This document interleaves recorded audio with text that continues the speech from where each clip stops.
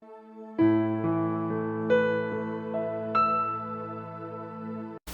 crente pode viver com ódio no seu coração e em intrigas com seus irmãos. O crente pode viver com ódio no coração e fazendo intrigas com seus irmãos. Mas, meus irmãos, nós vamos descobrir na palavra de Deus que não basta não só não odiar uns aos outros, mas é preciso amar. É preciso amar. Abra sua Bíblia, Mateus capítulo 25, a partir do versículo 31. Será o texto para a nossa reflexão nesta noite. E que a graça, a misericórdia e a bondade de Deus esteja sobre todos nós nesta noite. Amém. Mateus capítulo 25, a partir do versículo 31. Esse é o nosso texto, a nossa reflexão, até o versículo 46.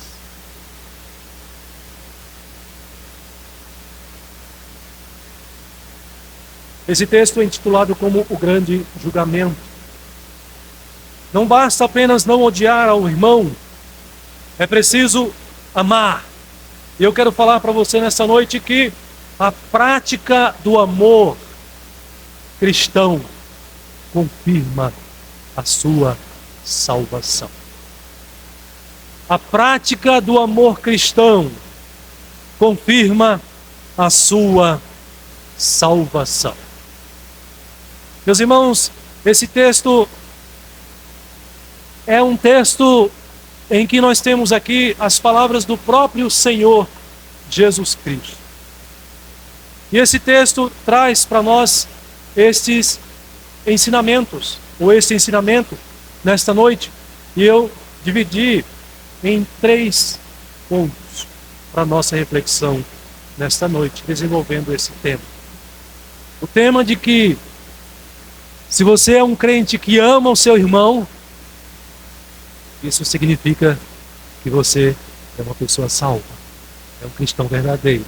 E não sou eu que digo isso, é o próprio Jesus aqui nesse texto, nessa palavra. Então preste atenção, acompanhe comigo. Em primeiro lugar, meus irmãos, esse texto nos apresenta Jesus como aquele que tem toda a autoridade. E portanto, Jesus é aquele que pode salvar e que pode condenar, porque Ele é o juiz supremo. Este é o primeiro ensinamento que nós podemos extrair aqui desse texto.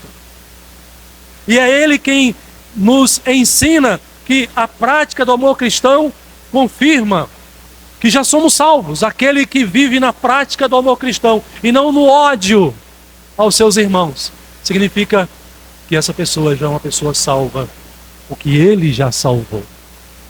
Então, maravilhosamente, o texto começa dizendo o porquê que ele pode dizer isso.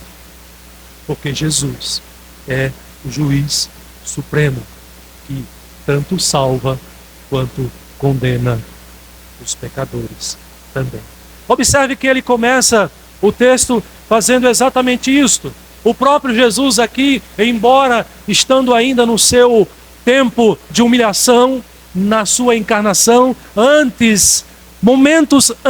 poucos momentos antes da sua crucificação, ele se dirige aos seus discípulos com essas palavras, dizendo: quando vier o Filho do Homem, versículo 31 do capítulo 25. Quando vier o Filho do Homem na sua majestade e todos os anjos com ele, então se assentará no trono de glória. Observe que apenas nesse versículo aqui nós temos a apresentação do próprio Jesus como o ser supremo, o Senhor supremo, aquele que tem toda a autoridade, aquele que tem todo o poder, é o Senhor absoluto. Aqui nós temos algumas palavras importantes. Embora ele esteja no seu estado de humilhação, de encarnação, como um homem, mas o texto aponta para o seu poder. para a sua majestade. Observe essas palavras no texto. Ele está falando dele mesmo, que ele virá, não mais como alguém humilhado, desvestido de poder e glória, mas ele voltará a esse mundo gloriosamente, majestosamente, poderosamente. Por isso ele diz, chamando a atenção dos discípulos e também a sua atenção nesta noite, para o seu poder, para a sua glória, para a autoridade que ele tem. Ele diz, quando vier o Filho do Homem na sua majestade. O Senhor Jesus, embora estando diante dos discípulos e dos seus contemporâneos ali naquela noite, como um homem comum que seria crucificado mais adiante, em alguns instantes, um homem que seria humilhado, um homem que seria crucificado, morto e sepultado. Mas este homem, é preciso lembrar quem ele é. E aqui no texto, ele lembra aos seus discípulos quem ele é. Ele é o Filho do Homem. Ele não é um homem qualquer. Ele não é um ser humano qualquer. Ele é o Deus que se encarnou.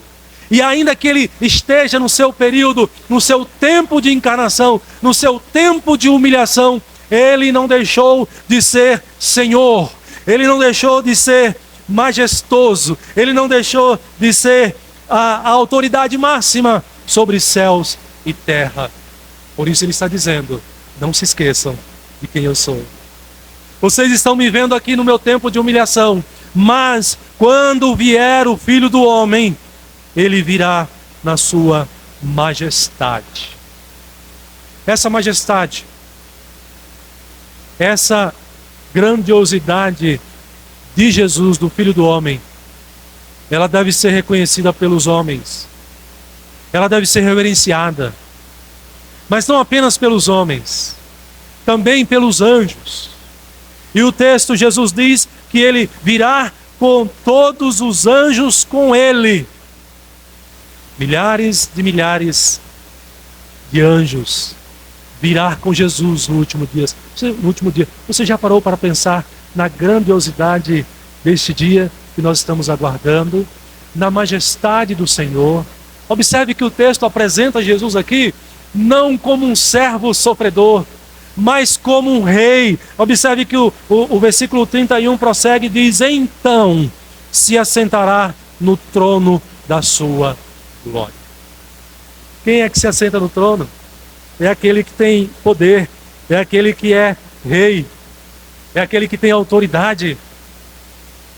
E ele diz que voltará majestosamente com seus santos anjos e se assentará no seu trono de glória. Veja que é simbólico aqui o assentar-se no trono.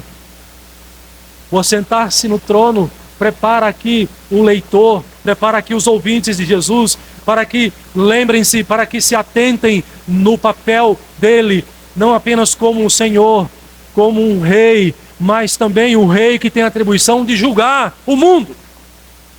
Se assentará no seu trono para julgar o mundo. Meus irmãos, nós vivemos nesse tempo pós-moderno, mas nós vivemos distanciados dessa realidade. E quando eu digo nós, eu estou me referindo ao nosso tempo, à nossa sociedade, ao momento histórico que nós estamos vivendo. É um momento histórico onde há uma separação do físico, material, para o divino, para o transcendente.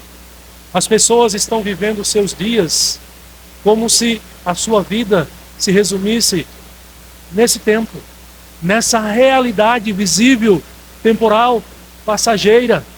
As pessoas estão vivendo as suas vidas como se elas próprias fossem donas do seu nariz, do seu destino, da sua história, e estão construindo a sua história sem Deus, sem contemplar esta realidade de que Jesus é Senhor, de que nós devemos a nossa vida a Ele, de que nós iremos prestar contas a Ele. de que ele voltará a esse mundo para julgar as pessoas, para julgar este mundo. Mas a Igreja de Cristo, sabendo dessa realidade, precisa alertar as pessoas. Nós precisamos levar essa mensagem para as pessoas à nossa volta, para os nossos colegas, para aqueles que estão próximos de nós, porque esta é a verdade. Não podemos permitir que as pessoas vivam as suas vidas descartando o juiz dos juízes, o Rei dos reis, o Senhor dos senhores. Ele é o juiz supremo e ele voltará a este mundo para a salvação, assim como ele voltará também para a condenação. E as pessoas precisam ser alertadas desta verdade. Como estão vivendo as suas vidas? Estão considerando a realidade de que Jesus é o Senhor e que voltará a esse mundo para julgar as suas vidas? Ele é o Deus Todo-Poderoso. É interessante que ainda na sua encarnação, no momento em que ele chega ali no Getsemane, o grupo de soldados com as autoridades e o próprio Judas, o traidor, para prender Jesus. Ali naquele momento, Pedro se levanta, saca a sua espada e ataca um dos soldados. E Jesus repreende Pedro e mostra o seu poder. O que significa que mesmo na sua encarnação, ele não perde o seu poder, não perde a sua majestade, a sua autoridade. E ali naquele momento, ele diz: acaso pensas que não posso rogar a meu Pai, e ele me mandaria neste momento mais de 12 legiões de anjos? Jesus estava na terra, Jesus estava no mundo, mas ele não deixou de ser filho de Deus, ele não perdeu o seu poder, ele não perdeu a sua autoridade. E ele mostra isso nesse texto para o apóstolo Pedro naquele momento ali. E nesse texto aqui, meus irmãos, nós estamos sendo lembrados de que Jesus, ele é o juiz supremo que voltará a esse mundo para julgar e para condenar pecadores. E nos versos 30 a 31, aliás, nos versos 31 até o 33, nós temos essas palavras que apontam para o poder, para a majestade, para a glória do nosso Senhor e Salvador Jesus Cristo, o justo juiz. Observe que o versículo 32 diz: e todas as nações serão reunidas em sua presença, e ele separará.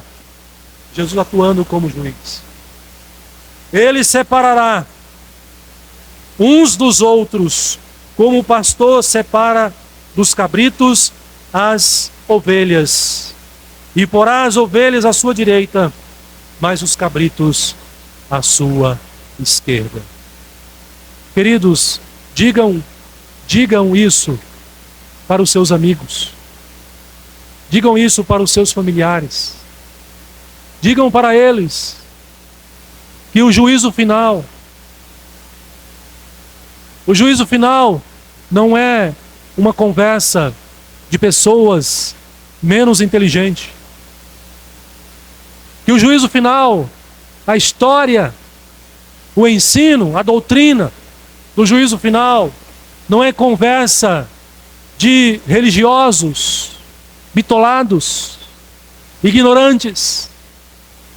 Digam isso para as pessoas, que esta é a verdade, que todos estão caminhando nessa direção, que todos estão caminhando para se encontrar com o juiz supremo, aquele que virá para julgar vivos e mortos, aquele que virá para salvar, mas também virá para condenar. E a nós que somos cristãos, a nós que somos discípulos desse Jesus Cristo Todo-Poderoso, não nos deixemos enganar também com a realidade deste mundo, com as fantasias dessa época, com as atrações do nosso tempo, perdendo de vista esta realidade, perdendo de vista esse evento que nós estamos aguardando acontecer. Jesus irá voltar. Não perca isso de vista. Esteja preparado para isto, como eu preguei aqui a semana passada sobre isto. Mas ensine isso também para as pessoas. O juiz supremo está voltando para julgar vivos e mortos. Ele é tão juiz que no Antigo Testamento, no livro de Amós, o profeta se dirige para os israelitas que viviam pecando, se arrependendo e voltavam ao pecado. E o profeta se volta para os israelitas e diz assim para eles: prepara-te, ó Israel, para te encontrares com o teu Deus. Prepara-te, ó crentes, para encontrares com o teu Deus. Precisamos dizer isso para o mundo, para as pessoas. Prepare-se para encontrares com o teu Deus. Ele está voltando. Jesus está voltando. Ele é o juiz supremo. Ele tem toda a autoridade. E por que ele é juiz? Por que ele pode separar as ovelhas dos cabritos? Por que ele pode separar os salvos dos condenados? Por que ele pode salvar e por que ele pode condenar? Porque ele é o Todo-Poderoso. Porque ele é o Filho do Homem na sua majestade. Porque ele se assenta no trono da sua glória. Jesus Cristo é o Senhor Todo-Poderoso. Não se esqueça disso. Viva esta realidade. Ensine esta realidade. Alerte o mundo a respeito do juiz supremo que virá para julgar cada um de acordo com as suas obras realizadas aqui neste mundo, de acordo com a sua fé, em quem tem colocado a sua fé, em quem você tem confiado, em quem você tem colocado a sua esperança, em quem você tem colocado a sua confiança. Jesus Cristo virá, ele está às portas, não vai demorar, e nós estamos aguardando ansiosamente a sua volta. Esse é o primeiro ensinamento que nós temos aqui do próprio Jesus nesse texto, dizendo quem ele é. E nós não podemos esquecer desse ensinamento. Ele é o juiz supremo que virá esse mundo para julgar vivos e mortos. Em segundo lugar, nós temos o ensinamento nesse texto pelas palavras do próprio Jesus, que no seu julgamento ele diz para nós que somente aqueles que praticam o amor cristão tomarão posse do reino ou da vida eterna. Somente aqueles que praticam o amor cristão poderão entrar na vida eterna. Poderão tomar posse do reino dos céus. Você pratica o amor cristão? Você ama o povo de Deus? Você ama os seus irmãos em Cristo? Ou você os odeia? Ou você vive causando intrigas? Observe que esse critério é Jesus quem estabelece aqui. Você quer entrar, tomar posse no reino dos céus? Jesus diz: observe a sua vida. Observe se você é alguém que pratica o amor cristão, o amor que nós entendemos como o amor fraternal. Você ama o povo de Deus? Nós amamos uns aos outros? Jesus diz: o amor cristão, aquele que pratica o amor cristão, tomará posse do reino dos céus. Observe aqui, meus irmãos, no versículo 34, que Jesus dirá no último dia. Veja aí na sua Bíblia, versículo 34. Então dirá o rei aos que estiverem à sua direita. O que ele vai dizer? Vinde, benditos de meu Pai. Entrai na posse do reino que vos está preparado desde a fundação do mundo. Esses são os benditos. Esses são os abençoados. Ele está convidando. Toma posse. Entra no reino. E olha que interessante. Quando é que esse reino foi preparado? Ele está dizendo que está preparado desde a fundação do mundo. O novo céu, a nova terra, o reino glorioso e perfeito está preparado para aqueles que amam uns aos outros, para aqueles que amam o povo de Deus, praticam o amor cristão. Pastor, você tem certeza do que você está falando? Não sou eu que estou falando, é o próprio Jesus. Observe que no texto aqui, ele vai usar esse argumento. Por que que eu posso tomar posse do reino do céu, Senhor Jesus, o juiz supremo? E ele pode falar isso porque ele tem todo o poder, nós já vimos isso. Qual é a resposta de Jesus? Vinde, benditos meu Pai, entrar na posse. Verso 35, por que que eu posso entrar na posse do reino dos céus? Por que que eu posso tomar posse da vida eterna? Porque tive fome, me deste de comer. Tive sede, me deste de beber. Era forasteiro e você me hospedou. Estava nu e me vestiste. Estava enfermo e me visitaste. Estava preso e foste me ver. Então perguntarão esses considerados justos, os abençoados. Dirão: Senhor, quando foi que te vimos com fome e demos de comer? Ou com sede e demos de beber? Quando te vimos forasteiro e te hospedamos? Ou nu e te vestimos? Olha a resposta de Jesus. Ele diz assim: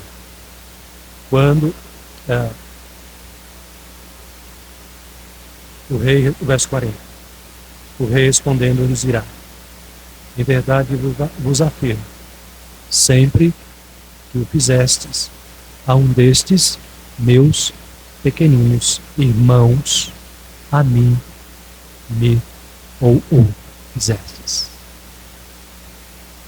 Sempre que você praticou o amor cristão a um outro cristão, a um servo de Deus, sempre que você o amou, sempre que você praticou uma atitude de amor cristão para com o seu irmão, Jesus está dizendo: você fez para mim. A ideia aqui é a seguinte: se você ama o seu irmão, é prova de que você ama o Senhor Jesus Cristo.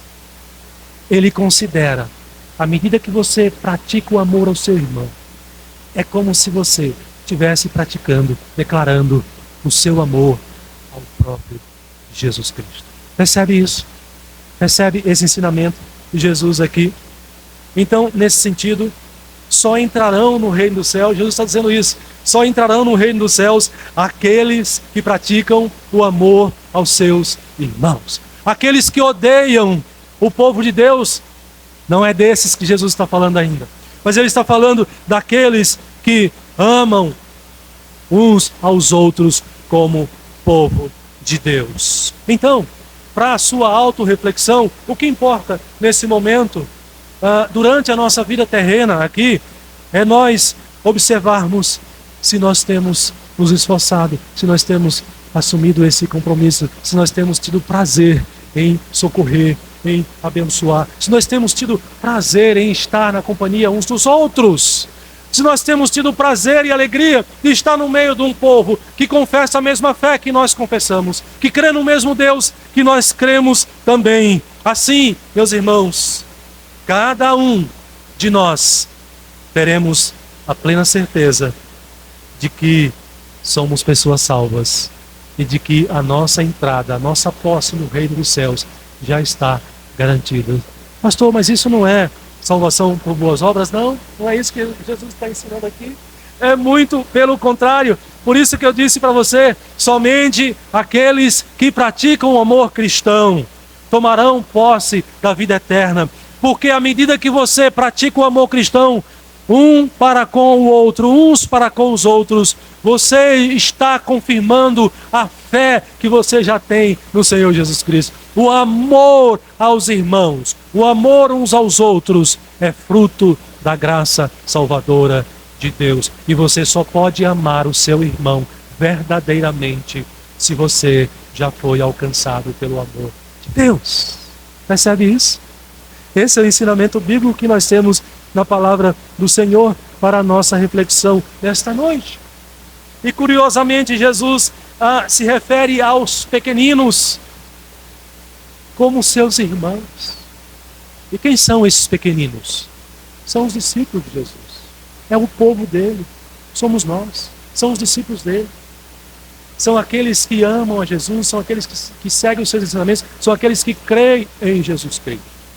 Então o ensinamento aqui é o seguinte: se você ama estar no meio do povo de Deus, se você cuida dos necessitados, cuida uns dos outros, você está praticando o amor cristão, o amor fraternal, o amor verdadeiro. E você faz isso porque você já foi alcançado pelo amor de Deus. Você faz isso como confirmação da sua fé. Você faz isso como confirmação da graça de Deus sobre a sua vida. Não é capacidade sua, é graça de Deus sobre a sua vida.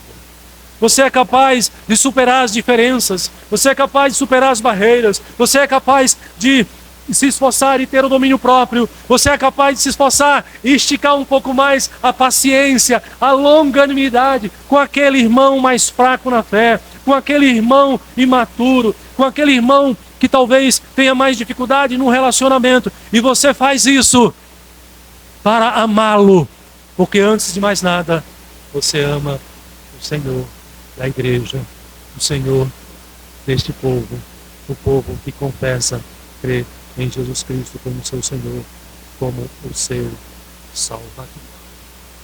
Portanto, meus irmãos, tudo aquilo que nós fazemos, a maneira como nós tratamos uns aos outros, deve ser guiado, ou guiada a maneira como tratamos uns aos outros, pelo amor de Deus, pelo amor cristão. É inconcebível que um crente odeie ao seu irmão. Vocês responderam certo a pergunta inicial provocativa. É possível o crente viver na prática do ódio? Claro que não. O verdadeiro cristão, ele vai lutar contra isso. Ainda que ele tenha essa inclinação, ainda que ele tenha essa vontade, ele vai lutar contra isso, porque ele sabe que isso não agrada a Deus.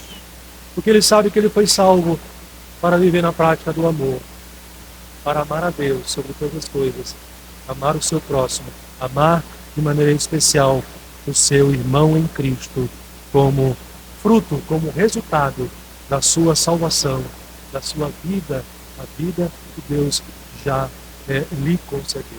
Se você quer entender um pouco mais a respeito do amor fraternal, do amor que nós devemos ter uns para com os outros, um livro excelente são as cartas de João, principalmente a primeira carta de João. Nós lemos alguns textos aqui na liturgia. João vai dizer assim: nós sabemos que já passamos da morte para a vida. Observe que João vai falar o mesmo ensinamento de Jesus Cristo. Jesus aqui no texto, ele está dizendo assim: vinde, benditos meu Pai, entrai na posse do reino que vos está preparado desde a fundação do mundo. E ele vai dizer: por que que vocês podem entrar no reino dos céus? Por que que vocês podem desfrutar da vida eterna? Porque você tratou com amor. Porque você praticou o amor cristão. Você socorreu o meu discípulo, aquele que me amava, tratou um ao outro com amor. E observe que João vai dizer na mesma direção. Ele vai dizer assim: nós sabemos que já passamos da morte para a vida.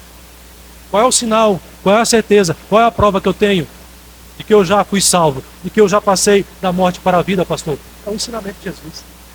João diz: nós sabemos que já passamos da morte para a vida porque amamos os irmãos. Observe que Jesus traz aqui, meus queridos irmãos, a prática do amor fraternal, a prática do amor cristão como uma prova. Você quer saber se você é salvo? Você quer saber se você foi salvo? Você quer saber se você vai para os céus? Olhe para você, olhe para a sua conduta, olhe para a maneira como você tem tratado os irmãos em Cristo, aqueles que creem em Jesus, aqueles que são os crentes dos seus dias, com quem você convive. Você os ama ou você os odeia? Esse é o sinal, essa é a confirmação. João diz: nós sabemos que passamos da morte para a vida. É como se João colocasse isso em pergunta. Vou colocar em pergunta: como eu posso saber se passei da morte para a vida? A resposta de João é: porque amamos os irmãos. Aquele que não ama permanece na morte. Queridos, o reino de Deus, a igreja de Cristo, o plano da salvação está fundamentado sobre a doutrina do amor, não do ódio, não da intriga, não da desavença. O reino de Cristo, a igreja de Cristo, o verdadeiro cristão, ele precisa ser conhecido, e ele vai ser conhecido no mundo, entre os seus amigos, por causa do amor, o amor cristão. Então o amor é a base da vida do crente. Ou seja, o amor deve ser a base da sua vida. Se você vive e não ama os seus irmãos, especialmente em Cristo, se você vive e não ama o povo de Deus, se você vive e não ama a igreja de Deus, se você vive e não ama a palavra de Deus, você não ama Deus, você não foi regenerado ainda. João está dizendo aqui, quem não ama o seu irmão, permanece na morte.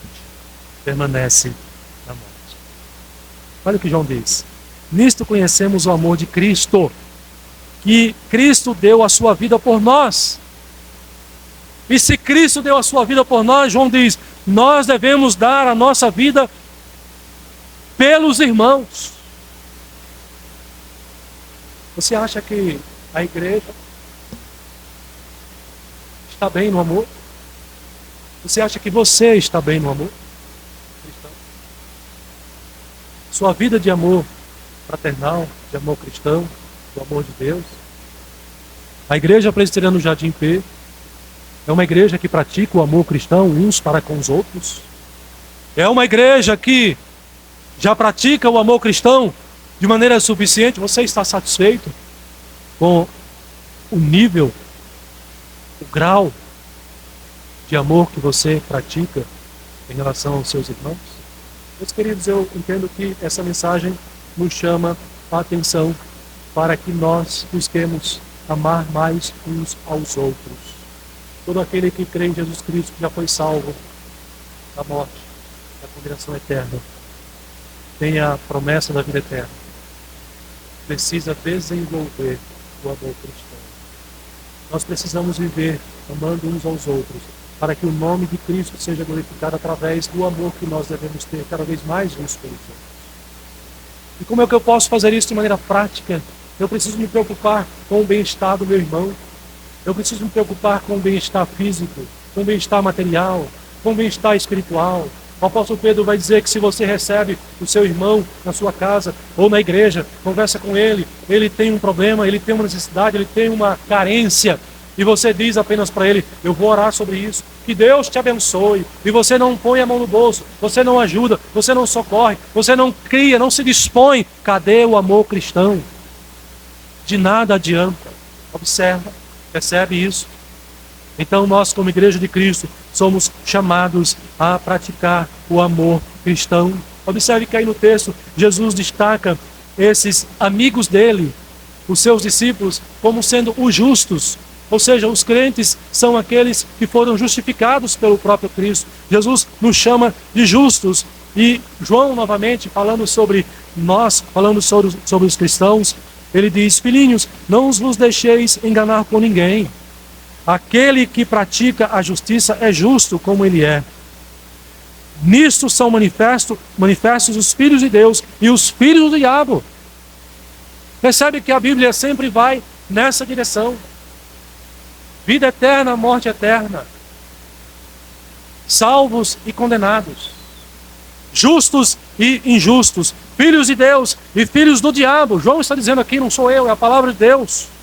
E aí ele diz, todo aquele que pratica a justiça, todo aquele que não pratica a justiça, e portanto não pratica também o amor, não procede de Deus, nem aquele que não ama o seu irmão.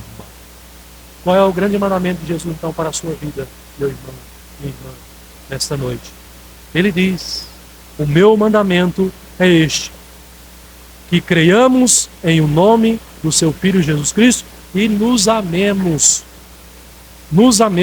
uns aos outros, segundo o mandamento que ele nos ordenou. Precisamos cuidar uns dos outros, precisamos não só orar uns pelos outros, precisamos estender a mão um para o outro, precisamos suportar um ao outro, precisamos nos unir com o outro cada dia mais, precisamos praticar o amor cristão cada vez mais para que a Igreja de Cristo se fortaleça, seja fortalecida, para que o reino de Cristo cresça. Então, cuidado.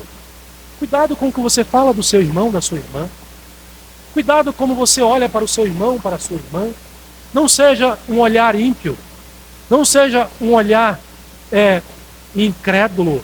ou como de um incrédulo, como de um idólatra, como de um mundano. Muitas vezes nós tratamos uns aos outros como o mundo trata uns aos outros. Muitas vezes nós tratamos uns aos outros não na base do amor, mas na base da intriga, do ódio. Precisamos zelar pelo nosso relacionamento. Precisamos zelar pela nossa comunhão. Precisamos crescer no amor cristão, meus irmãos. É inadmissível que nós vivamos anos e anos e sejamos meninos imaturos no tratamento do amor fraternal uns para com os outros. Se temos uma dificuldade com alguém, procuremos tratar. Não é isso que diz a palavra de Deus, Mateus 18? Se alguém pecou contra você ou você pecou contra alguém, procure acertar. Buscando sempre o vínculo da paz, no crescimento e buscando o fortalecimento do amor de Deus, do amor de Cristo, que já habita o seu coração e que você já foi capacitado a praticar e a buscar crescer neste amor cada dia mais. Então precisamos ser cautelosos, precisamos ser sábios, precisamos ser humildes, precisamos ser zelosos com a nossa língua, com o nosso falar, com o nosso tratar, com o nosso sentimento em relação aos nossos irmãos. Nós não podemos cair no vício, na onda do falar mal, na onda do expor o mal do outro. Nós precisamos zelar uns pelos outros. Lembre-se sempre, o seu irmão, a sua irmã, é alguém por quem Jesus deu a sua vida de maneira muito dolorosa. Ele morreu na cruz do Calvário por você e pelos seus irmãos, a quem você deve cuidar, zelar e amar profundamente e ouvir as belas palavras do nosso Senhor Jesus Cristo no último dia, quando ele diz: vinde benditos de meu Pai, tomai a posse do reino que vos está preparado desde a fundação do mundo. Como é que eu sei, pastor, que eu vou entrar, tomar posse do reino dos céus? Se você pratica o amor cristão, Jesus está dizendo: eu tive fome e você me deu comida, eu tive sede e você me deu bebida. Toda vez que você faz isso entre vocês, uns com os outros, vocês estão fazendo a mim, vocês estão praticando o amor cristão. Portanto, meus irmãos, além de Jesus Cristo ser o Senhor, o juiz supremo, ele, em segundo lugar, aprendemos aqui que é aquele que garante para nós, dizendo que somente aqueles que praticam o amor cristão tomarão posse da vida eterna. Mas Jesus fala de um segundo grupo aqui no texto. Ele divide em benditos e ele divide em malditos. Ele divide em salvos e ele divide em condenados. Então, em segundo lugar, o texto nos ensina que aqueles, ao contrário dos que amam, aqueles que odeiam o povo de Deus, aqueles que odeiam os cristãos, serão expulsos da presença do Senhor. Observe que são dois extremos aqui, duas realidades colocadas. Aqueles que amam o povo de Deus, amam uns aos outros, e aqueles que odeiam ou não amam os cristãos, não amam o povo de Deus. O verso 41 nos encaminha nessa direção. O verso 41 diz: então o rei dirá também aos que estiverem à sua esquerda: apartai-vos de mim, malditos, para o fogo eterno preparado para o diabo e os seus anjos. E observe que o critério de Jesus vai ser o mesmo. Jesus aponta para a conduta, para a prática. Só que a prática agora de maneira negativa. Ele diz: por que vocês são malditos? Porque eu tive fome e não me deram de comer, eu tive sede e não me deram de beber, forasteiro e não me hospedou, estava nu e não me deu roupa, estava enfermo e preso e não foi me visitar, não foi ver. E eles perguntam: Senhor, quando isso aconteceu? Eu não estou entendendo. E Jesus responde para ele, verso 45: em verdade vos digo que sempre que deixastes de fazer a um destes mais pequeninos, e aqui são os cristãos, são os discípulos, são os seguidores de Jesus. Percebe? Então Jesus está falando da igreja, está falando de você. Para o mundo agora. Não é mais para os cristãos que amam uns aos outros, mas para os que são de fora e aqueles que odeiam os cristãos. Jesus diz assim: em verdade vos digo que sempre que o deixastes de fazer a uns desses mais pequeninos, a mim o deixastes de fazer. E olha como ele conclui o texto. Ele diz no verso 46, irão estes para o castigo eterno, porém os justos para a vida eterna. Meus irmãos, essa passagem aqui descreve o castigo dos maus. Descreve o castigo daqueles que odeiam os crentes. Descreve o castigo do mundo, essa visão do mundo. Quando eu digo mundo, eu estou falando das pessoas que não creem em Jesus Cristo. Dos que não são seguidores da palavra de Deus. E de que, no fundo, haverá sempre essa realidade. O mundo odeia a igreja, os cristãos, o povo de Deus. O pastor está pregando ódio aqui? Não sou eu. Estou pregando a verdade. A palavra de Deus ensina isso. E faz uma advertência para você e eu que somos cristãos. Não ameis o mundo, nem as coisas que há no mundo. A concupiscência, o pecado, a idolatria.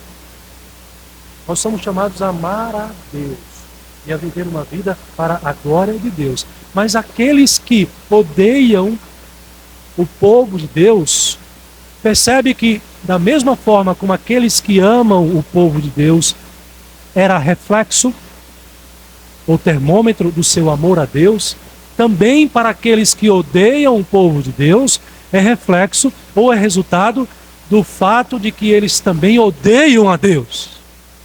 Percebe a relação que o texto que Jesus mostra para nós aqui?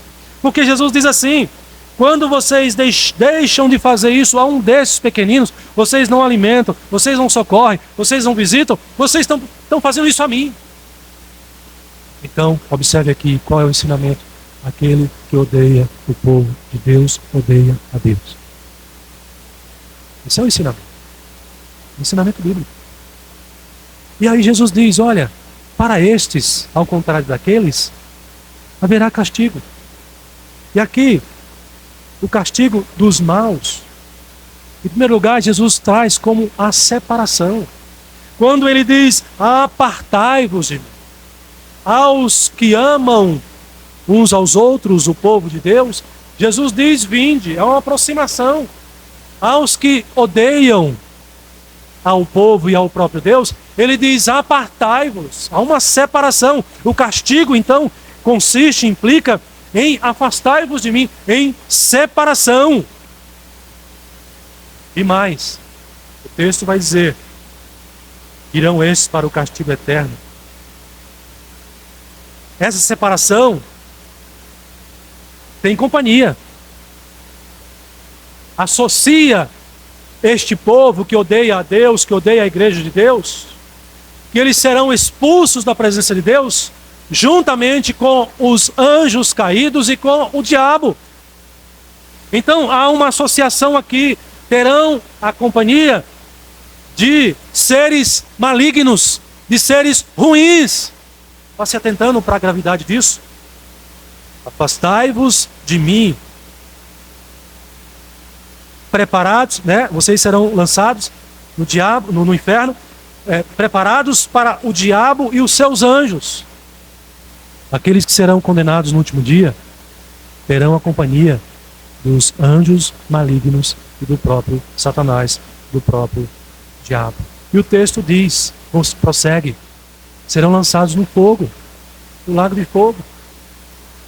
Implica fogo eterno, sofrimento eterno, e acrescenta nas trevas mais distantes. Ou seja, em trevas não haverá luz, não haverá vida, não haverá iluminação do próprio Deus, mas em trevas, em morte, em separação. Meus irmãos, tudo isso significa que aqueles que odeiam, rejeitam, que se põem contra o Evangelho, contra os cristãos, contra a palavra, estão se colocando contra o próprio Deus, e estes serão condenados no último dia.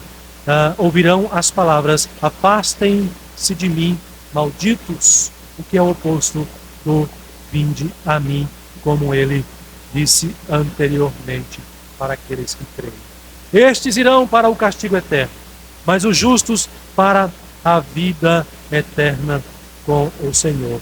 Meus irmãos, a ideia de eternidade aqui é algo sem fim, obviamente. Não é? Então, é uma realidade de separados de Deus, associados com seres malignos, seres maus, de sofrimento, de trevas, num contexto de eternidade a eternidade, ou seja, nunca, nunca, nunca terminarão. É uma realidade sem jamais chegar ao fim. Observe que Jesus trabalha tudo isso, essas duas realidades, a partir do amor e do ódio. O amor cristão, o amor fraterno e o ódio aos cristãos, o ódio ao próprio Deus, ao povo de Deus. E aí eu volto novamente à pergunta: o crente pode viver com ódio no coração? E com intrigas contra o seu irmão? Não, não pode. Mas não basta apenas ao cristão não odiar. É preciso nos empenharmos. É preciso nos empenharmos para amar. Amar e crescer nesse amor cada vez mais. E eu deixo a pergunta para você: você tem amado o seu irmão, a sua irmã em Cristo? Se você tem feito isso, é sinal de que você ama o Senhor.